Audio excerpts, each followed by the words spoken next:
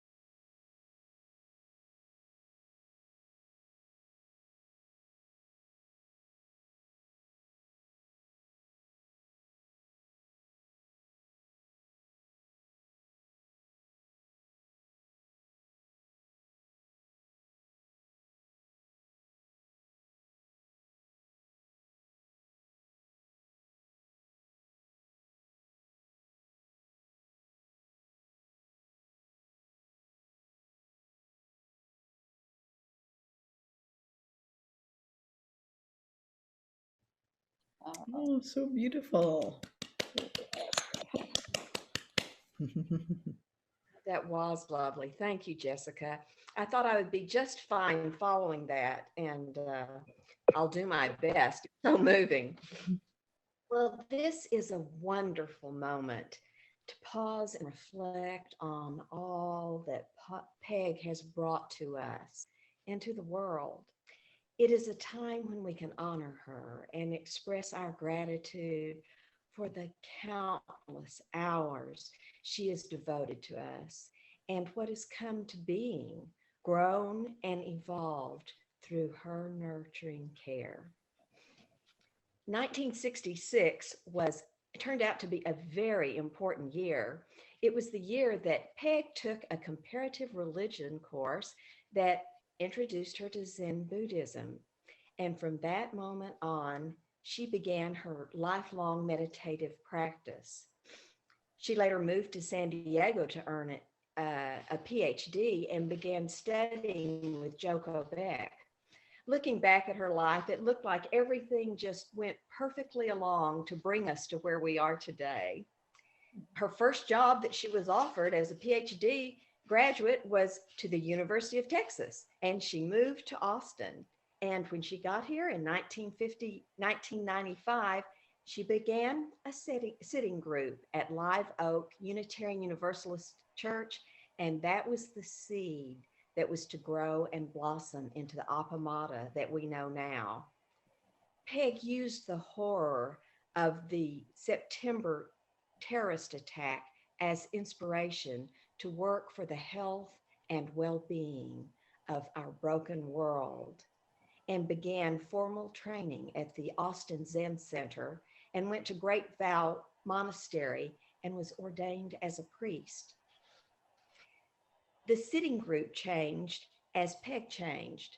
As she intensified her training and studying, she eventually moved the Sangha to her house. Peg built a back house that served as an office for Flint and provided a kitchen, a second bathroom, and a Dokusan room for intensives. With the money willed to Appamada by our beloved Sangha member, Margaret Harrison, Peg put in our beautiful Zen garden that surrounds the house. Peg bought the majestic Buddha that greets us as we walk up to the entrance with her own inherited money. She began 3 years of study at the Austin Zen Center, culminating with her receiving Dharma transmission in 2014. I remember at the time wondering how she found the time and energy to accomplish this while working at UT and doing all she did for us. Peg is a force of nature. I began coming to Appamada when it was still Ordinary Mind.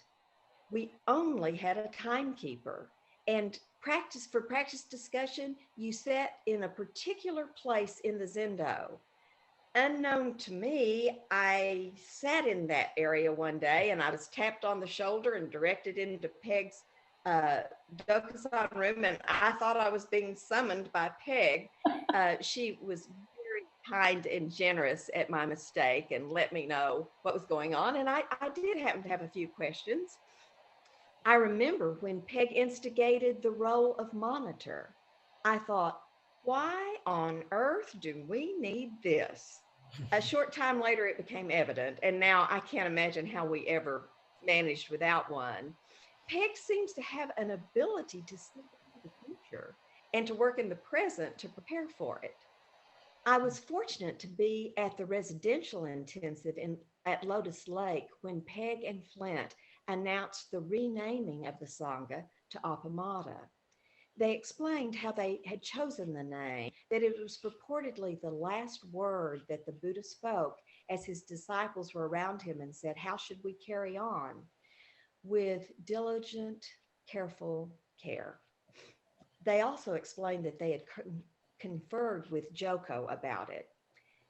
We learned that this was not just a new name, but a new direction in Zen that focused on a practice for householders rather than monks. Later, Peg introduced the Jisha role, and people waiting for practice discussion moved to the back room. Then came the councils, who now are involved in the administrative and maintenance jobs that Peg did all by herself. There are 24 of us that try to juggle all that Peg used to do. And now we have entrusted teachers for whom we are so deeply grateful. Peg has guided us through a steady evolution to become a mature Sangha. Initially, she did everything from ringing bells to leading the service. She supported everything financially to the point of giving up her home. She has been so kind to us and generous, helping us grow, mature, and be better influences in the world. All that she has given to us is unthinkably generous. We are so very appreciative. Peg, we wish you a wonderful new life and good health as you move into this next chapter. Thank you so much for all you have given us. Thank you. That's so touching.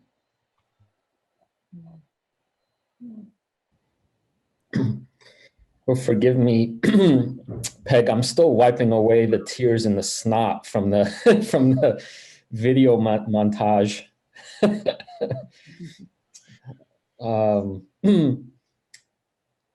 I've known Peg when she was first my graduate school teacher, and only later when she was my spiritual teacher.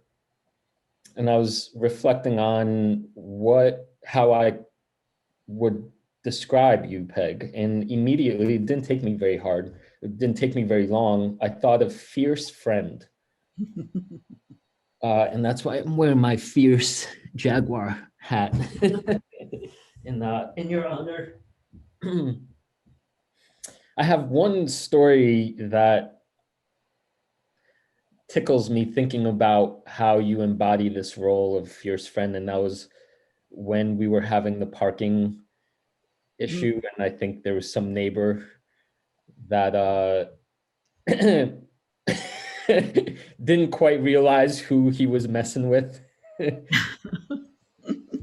And then I remember you writing a letter point by point explaining to him why he should consider stepping back.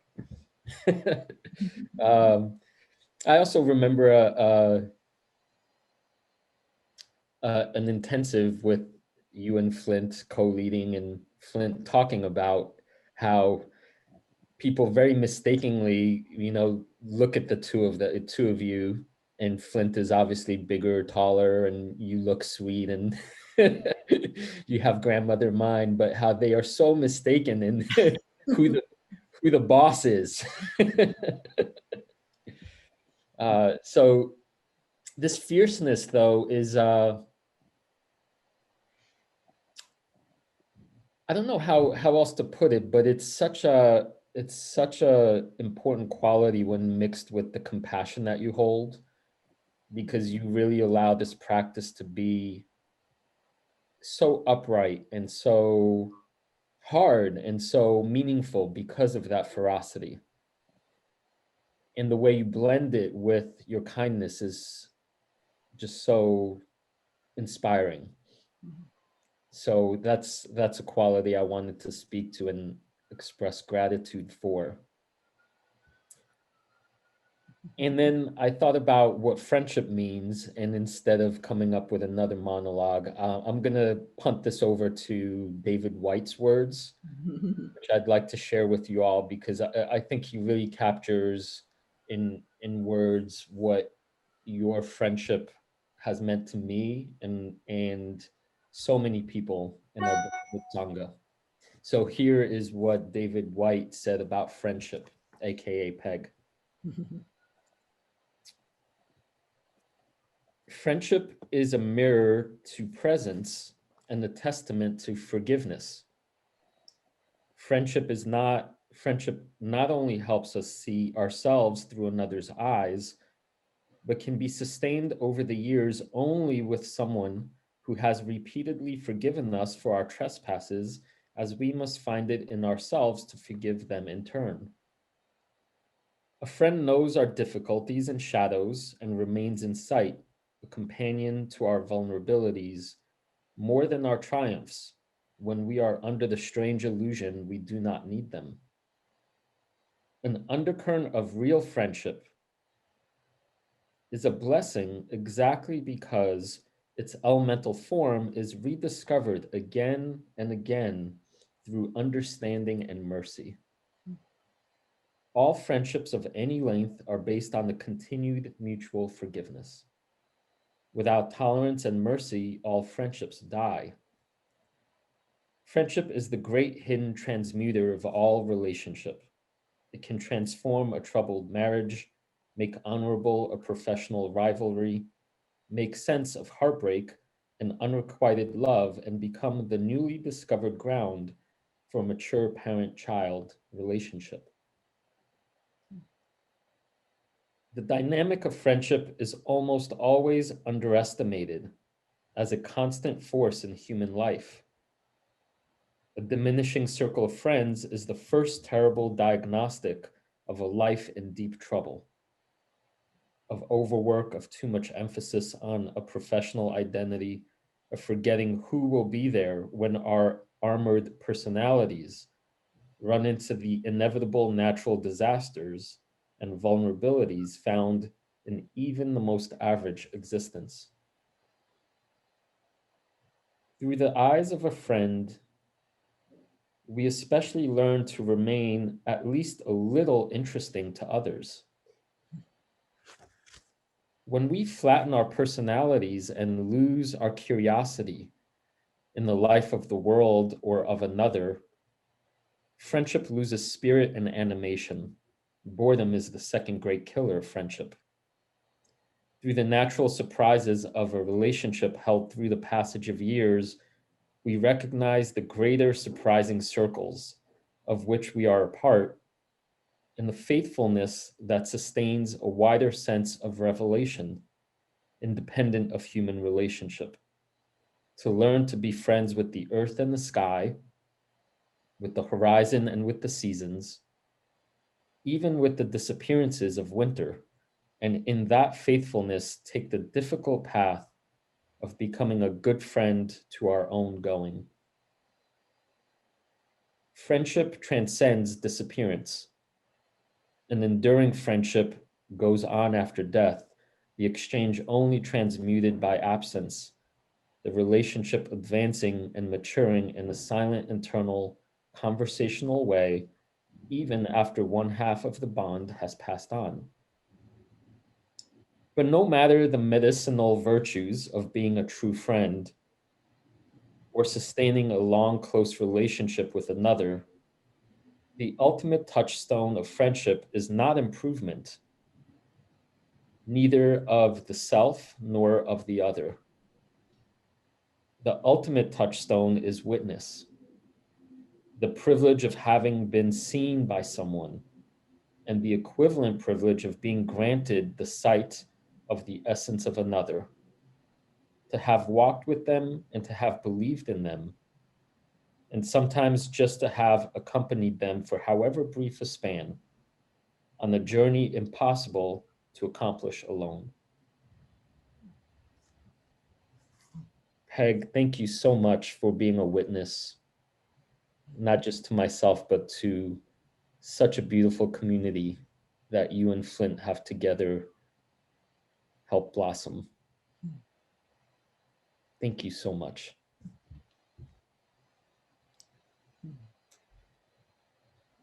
Thank you. In looking at the photos, so many good memories. And I wanted to clarify that there were a couple of shots of Peg and Flint sitting on a bench chair thing together.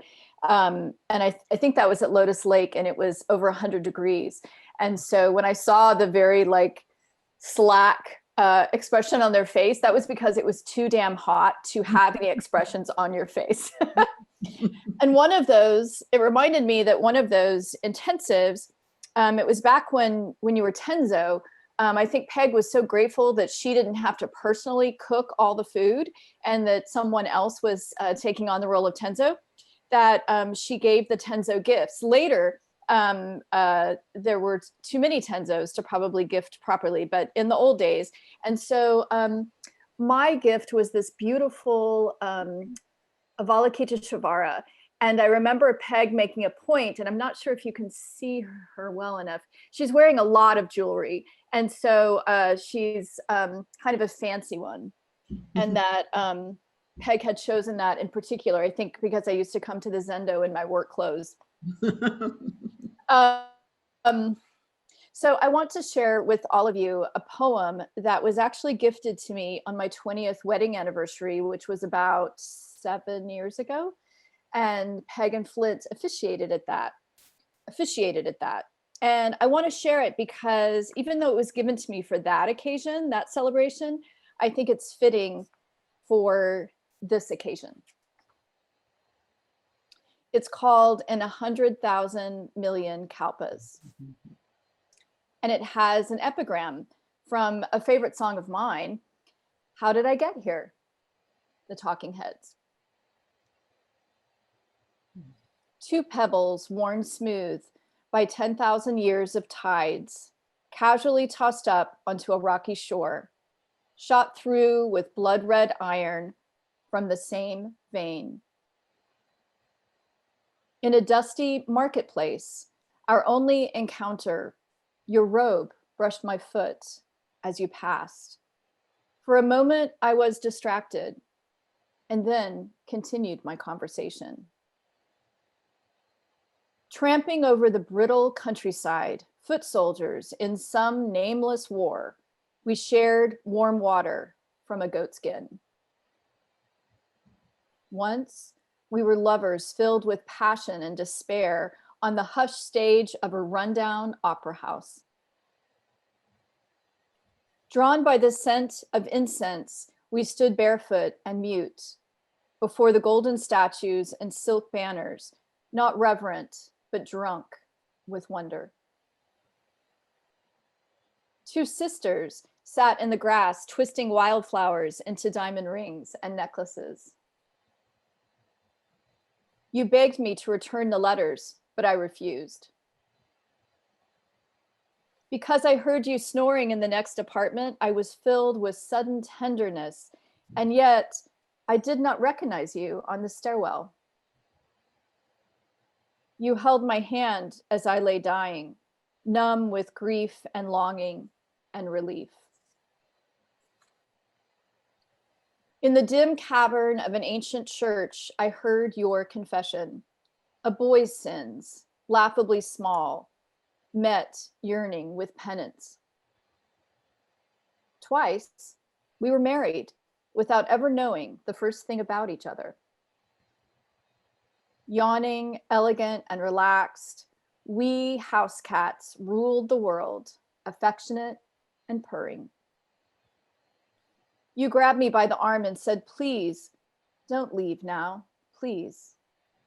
But it was late, and they were waiting. I remember a sword fight, lean and masterful, our backs to each other. Who were those demon attackers? All that we ever fought over, longed for, held back, and dreamed, our triumphs and sorrows, the backbreaking work. Over 100,000 million kalpas, samsara, all samsara. Before we were roses, we were nettles. Remember? What shall we be next after being human? Neither recall nor projection. This is the collapse of the ungraspable past and the unknowable future into just this, now. We have cartwheeled across galaxies, twin electrons with the same spin, beginningless vibration throughout 10 plus dimensions, pure resonance, music color, dance, light.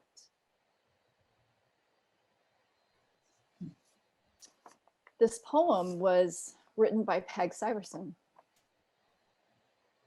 as a gift.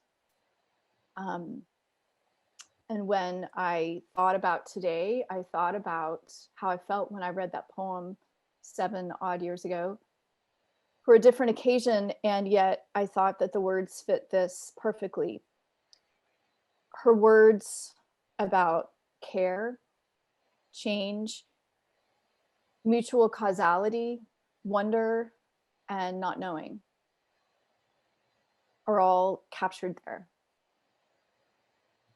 So thank you, Peg, for being by my side personally for the last maybe 15 years, 14, 13, a lot. And through so much change and so much life. And thank you for giving all of us the opportunity to feel into all the different relationships that were depicted in that beautiful poem, and to continue to. Thank you.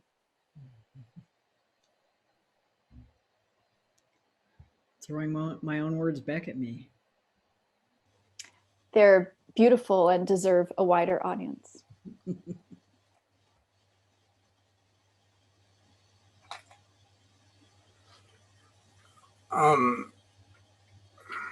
Thank you, Jessica, for asking me to say something. And before I said yes, I wrote out what I wanted to say.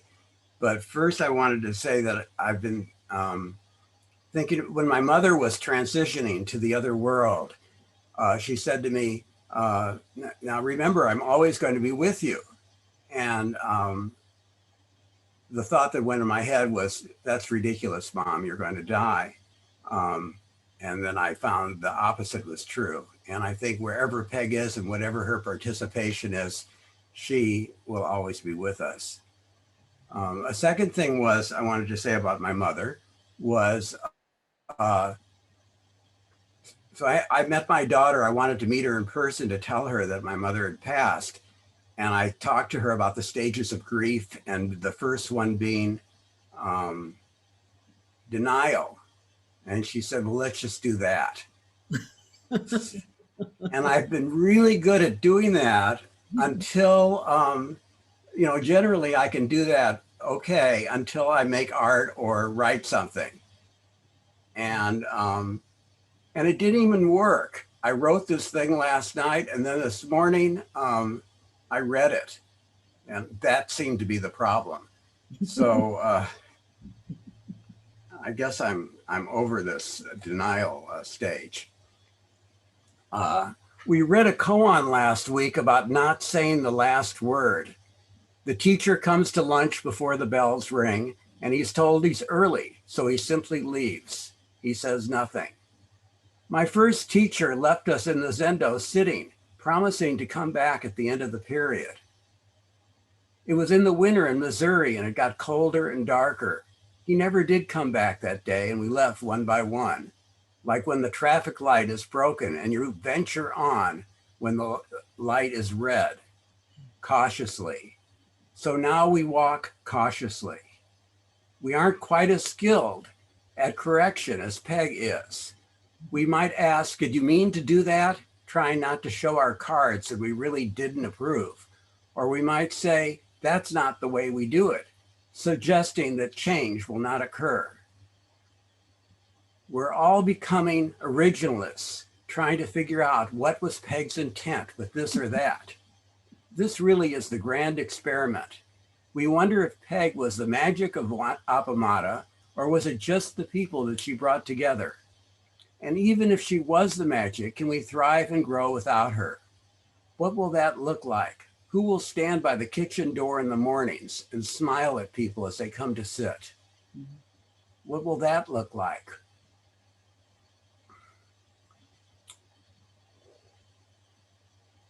For a long time, I suspect that smile created my addiction.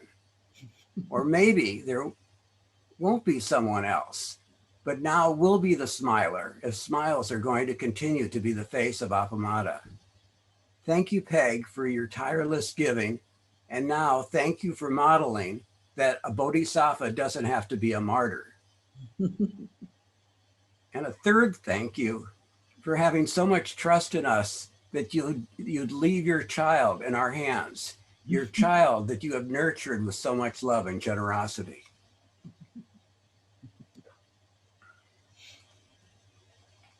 I have total trust. In fact, I want to say one more thing about, I've been having a good discussion with my wife for a few days. She's about trust. And, you know, it's just an interesting question whether trust is whether you trust that the person will be as you'd like them to be or trust to be as they are. And I just, so we haven't come to terms with that. Neither one. No, no.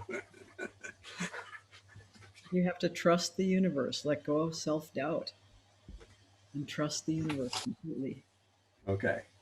You keep saying that. Well, one of these days you're actually going to hear it. Okay. Thank you. Thank you, Kim. You're such an eloquent. Now I'm supposed to say something, I think. Or not supposed to, I've been invited to say something, but I'm the other bookend to Chris with the tears. And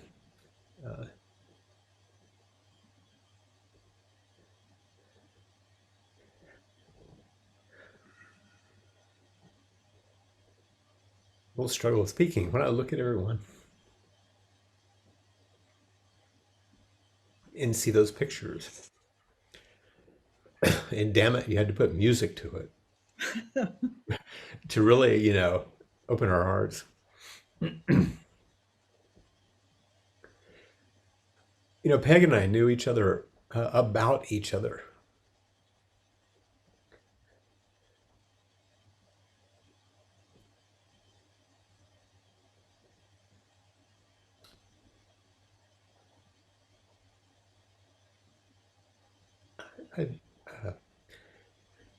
So I beg your forgiveness and your patience, please. Geez, I'm glad I'm not dead. We knew about each other for quite a long time before we met. And we knew we were doing something similar, something that was in the same orbit like those electrons in the poem that you wrote for Robin. But you both know us well enough to know that we were busy doing it. And with so many other things in the peak of our careers at that time. But then it was actually the horror of 9/11 that created the connection. When Peg came over to the Austin Zen Center. And at that point, oddly, she thought of herself as my student. If you can imagine that.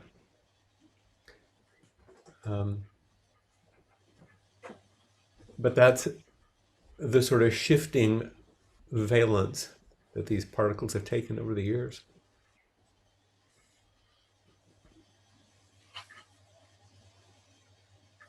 And so when it was time for ordination for Peg, she was, she put on her fierce cap over her bald head. It was clear that since I was her teacher, I was to do the ordination, but I couldn't ordain her because I didn't have Dharma transmission. And so Barbara Cohn, who's very generous as the teacher at Austin Zen Center at that time, basically said, well, we'll do it together. So she officiated as the officiant of record, and I was right next to her. That was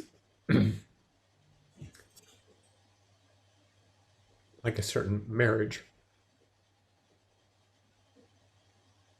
if that's fair to say, Peg. And then it continued from there, like all marriages do, with everything but the intimacy, of that kind of marriage. But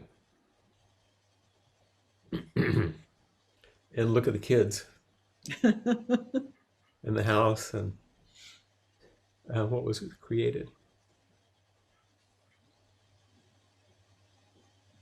A lot more kids than we could have had the other way. Yeah, I know. And the as you've all said in your own ways,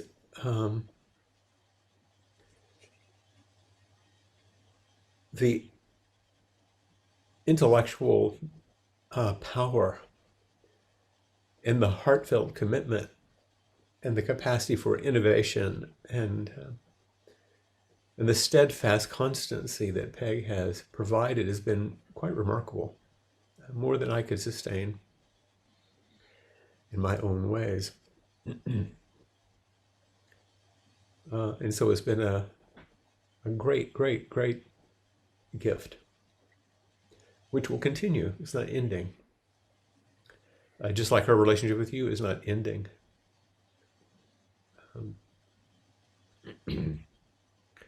When the great Indian saint Ramana Maharshi was dying and her student said, "Babaji, don't leave us, don't leave us." He said, "Don't be silly. Where can I go?" And I hear that from Peg in a way. And yet, she won't be standing at the door most days. And I won't be living in her backyard.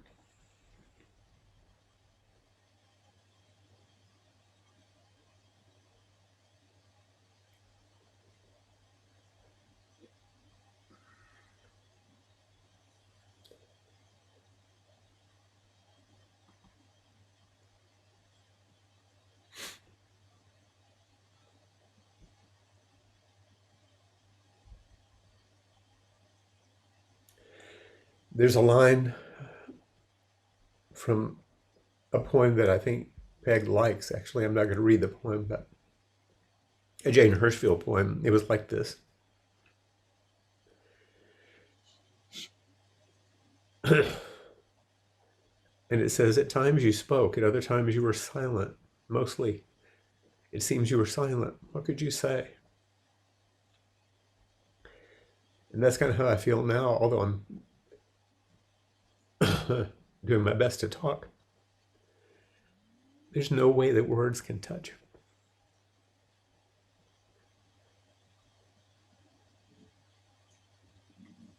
I think the pauses and the heartfelt, beautiful, joyful tears are really the main communication.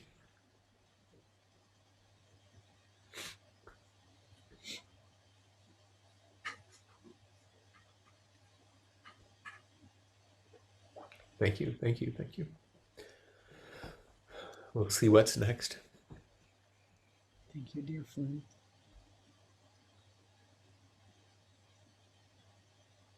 We've been Dharma partners for so long.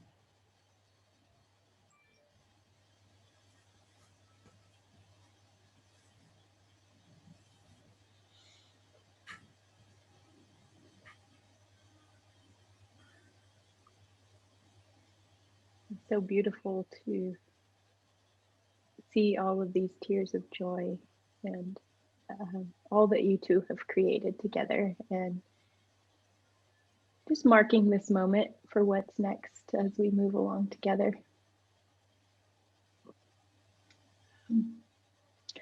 So I'd like to open the floor to anybody else that would like to say something. And I think the easiest way to do this is to send me a chat, and then I'll just start to make a list of folks who would like to come on screen. And we only have about 15 minutes left together, so I apologize if we don't get to everybody, but we sure will try.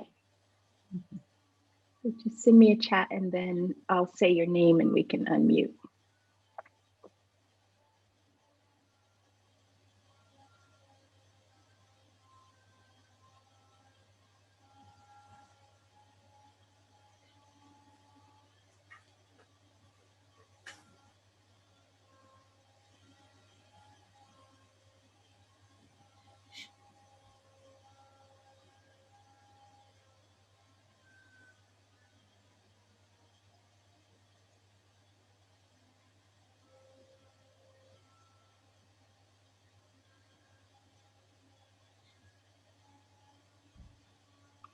Margaret, Margaret does not know how to make the chat function right now. Does that go surprise- right ahead. The hand raised is great. I could see you, so that's awesome. Thank you. Oh, Peg, my goodness, I'm going to be like Flint and kind of break up, I think. I've said to you so much of what I want to say at different times. I just have so many glimpses of you. I think when I look inside my heart and our experience, I think of you the very first time I ever saw you, which was speaking at someone else's funeral. And I just went, who is that woman? I mean, I felt you that day. And then I never thought that you would be someone who really changed my life and someone who held for me refuge, life-giving learning, and a special kind of friendship as you and I both transitioned, huge transitions of different kinds, right? And so when I think of pictures, I hold things like you walking down my driveway to help with Aaron and Flint make decisions about building that house, the wee house, or showing up carrying this huge maple, or beautiful words and treasures and teachings, and sitting with me when I felt so unsafe and so unsure. And then as I watched you create this community into a more sustainable community that didn't require all of you, that taught me something too. I really held on to the idea of you being able to finally go be Peg with your family and not fall into any kind of martyrdom as we were talking. I mean, I love that for you. And so I don't have a lot of brain words. I just have heart words right now. They're just deep love for you and deep gratitude for all you've given me and us. And I never met anybody who was so precise, so funny, so deep, all in one embodiment. I just never have. And we really haven't spoken much to your deep well of knowledge. I mean, you are a library and a pool shark. So just all of those aspects that make you such an extraordinary being on the planet. And I'm looking at all of us here and thinking that we're sort of the petals of the lotus, you know, just around you. And deeply grateful, Peg, and we won't lose touch. But this is, I mean, I'm thrilled for you. I think you would call this sympathetic joy, but I'm thrilled for you and I love you. Thank you.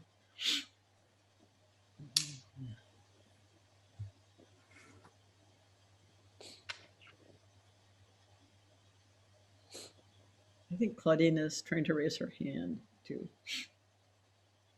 Thank you. Okay, I know you hardly 7 months, and if I look at you, I just have a few little glimpses of your richness and who you are. And if I look in my heart, it just love. And I don't know why it came so quickly, but it's just love for you, and I wish you every good thing. And I'm happy that you will be still with Appamada, because I intend to be as well. Good. Thank you.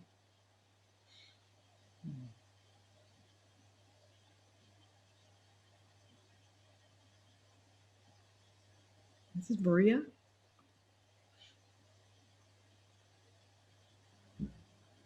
Wow, this is emotional, isn't it?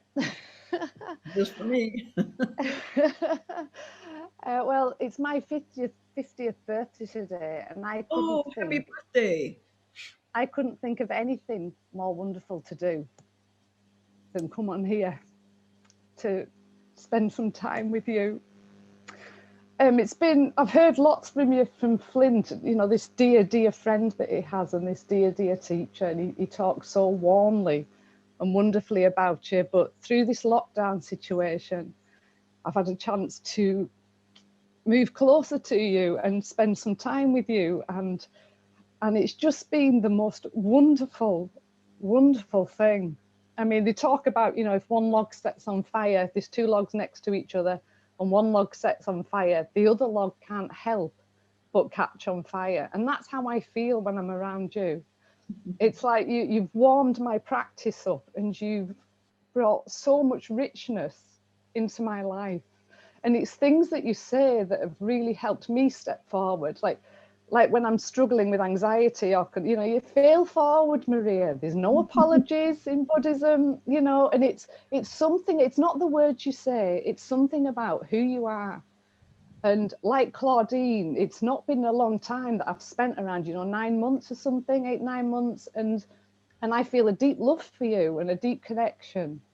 And there is something about you that is just, it's brought alive in me so many things, and it's helped so many parts of me step forward and come alive and enter the world, and it's like just walking into the world and seeing it differently. You've been such a massive part of my practice, taking some kind of leap that I can't explain, or apart from that, I have been around you, and I deeply thank you for that. You are a wonderful person and an inspiration. Your courage and the amount you do and everything that you do, I'm just bowled over by you. And I just want to thank you from the bottom of my heart. Thank you for existing. Thank you so much for being in the world at the same time as me. And I'm deeply grateful for everything. And you've made lockdown a breeze. You really have. You really, and I mean that. It's brought so much to me, sitting with you every morning, and the Dharma talks, the teachings, everything, and just you and your humor and your laugh and everything. You are a beautiful person. Thank you so much. Thank you, Peg. Thank you, Maria. And likewise, you're a beautiful. Thank you. I see Olivia has raised her hand.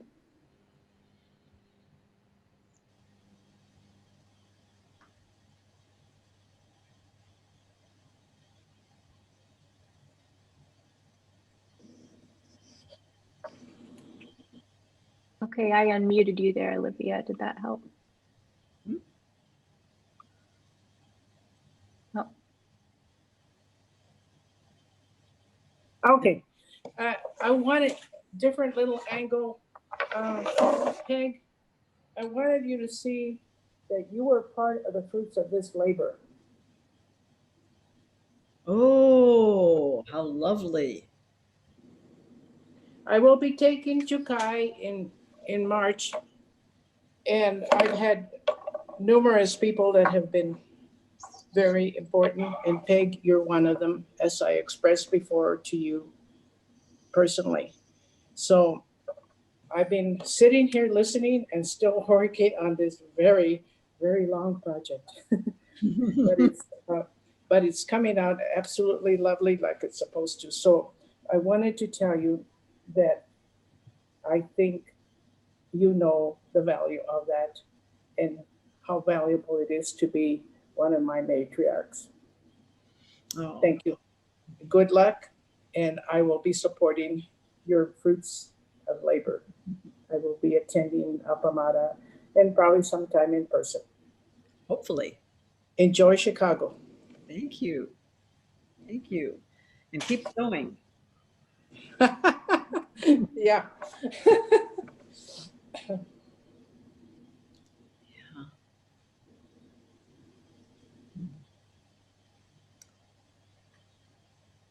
My heart is so full with each of you.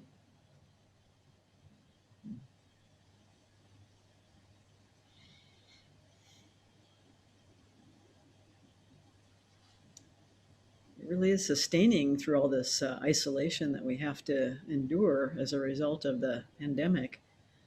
To have this opportunity to connect this way is so beautiful.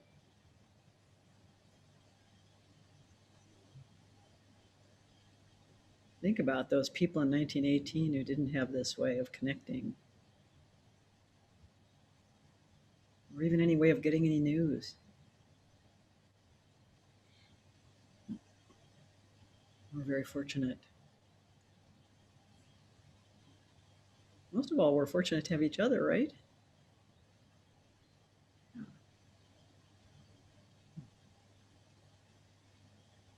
Oh, Cersei has her hand raised. Hi, Peg. Hey, Cersei. I'm so emotional that I'm not sure I can talk.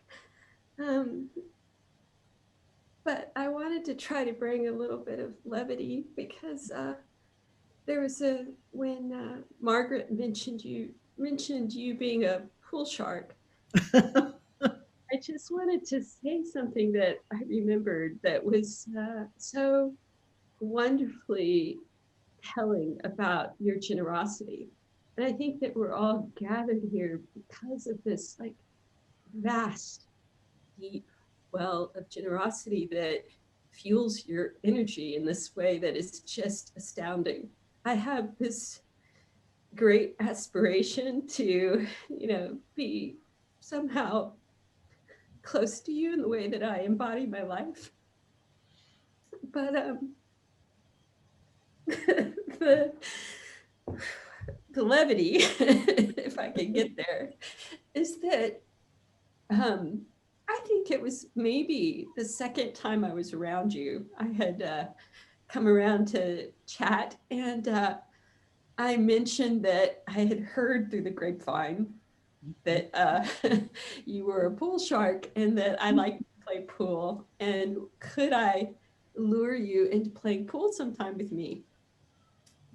You said, no, I don't play anymore. But you talked about it kind of with great fondness. And then you proceeded to try to give me your pool cue, like on the spot. You were like, you play pool here. And you pulled out this like gorgeous pool cue. And you had like really only known me very briefly, and you were about to give me this thing, and I was like, I am not worthy. But it was as if you were trying to hand me the Dharma staff. It was so generous and lovely. And I just think that gesture, as light as it was, is something, it just speaks volumes to your incredible generosity. So thank you so much for everything.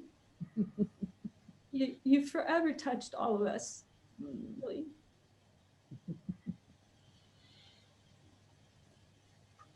You have each touched me and made my life really whole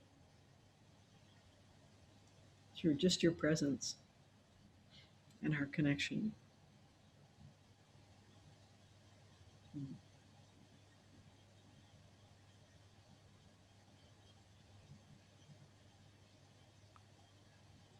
Well, Peg, on behalf of all 400 plus people from Appamada and from around the world now, because our Sangha is all over the whole entire world. It's so great.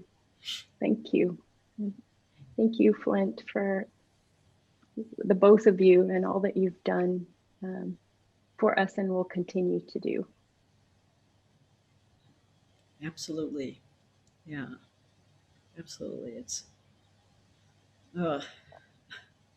You've really, really touched my heart, and I so appreciate you coming together like this and all the beautiful things that you said. And I'm so glad it's being recorded because I know I'm going to want to see it again and again. It's just a wonderful testament to your sincerity in your practice. Since we're here at the end, there's that small dedication, that we do. May our intention equally permeate or extend to every being and place with the true merit of Buddha's way. But actually, it's if you think about it now in terms of a personal expression of what you've been all speaking about and reflecting on.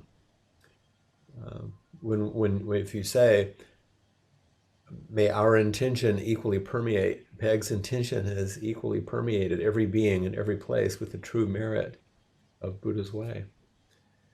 And in doing so, it calls us forward to that same intentionality, which is expressed through our practice, which is encouraged through our community, and which is sustained over the long haul by our entire Sangha. So thank you for that enactment. You're all so dear to me. I'm glad we get to be continuing this journey together. I'll just be in a different place. And so will you.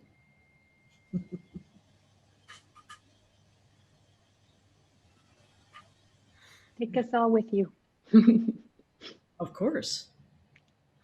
Peg, just could we end with 3 bows to Peg and then just end the meeting? That sounds good.